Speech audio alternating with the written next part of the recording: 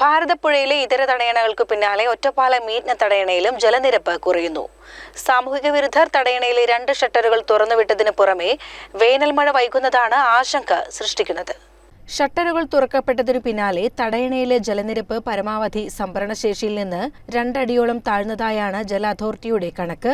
നേരത്തെ 1 കിലോമീറ്റർ ദൂരത്താണ് വെള്ളം സംഭരിച്ചിരുന്നത്. വേനൽമഴ കൂടി വൈകിയതോടെ ജലനിരപ്പ് പെട്ടെന്ന് താഴ്ന്നു.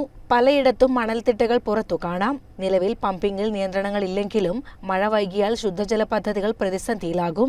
മഴ വൈകുന്ന സാഹചര്യമുണ്ടായാൽ മലമ്പുഴ ഡാമിൽ നിന്നുള്ള വെള്ളം പുഴയിലേക്ക് തുറന്നുവിടേണ്ടി വരും. പുഴയിലെ ഇതര തടയണകളിലെല്ലാം നേരത്തെ തന്നെ ജലനിരപ്പ് ക്രമാതീതമായി താഴ്ന്നിരുന്നു. അപ്പോഴും നിറഞ്ഞു തുളുമ്പിയിരുന്ന തടയണയിലെ 2 ഷട്ടറുകളാണ് ഒരാഴ്ച മുൻപ് സാമൂഹിക വിരുദ്ധർ തുറന്നുവിട്ടത്. 26 ഷട്ടറുകളുള്ള തടയണയാണിത്. ഒറ്റപ്പാലം നഗരസഭയുടെയും അമ്പലപ്പാറ പഞ്ചായത്തിന്റെയും സമഗ്ര ശുദ്ധജല പദ്ധതികളുടെ സ്രോതസ്സാണ് ഭാരതപ്പുഴയിലെ മീറ്റ്ന തടയണ. ഇതിനു പുറമെ വരൾച്ച നേരിടുന്ന പ്രദേശങ്ങളിലേക്ക് ടാങ്കർ ലോറികളിൽ വെള്ളം എത്തിക്കുന്നതും മീറ്റ്ന തടയണയിൽ നിന്നാണ്.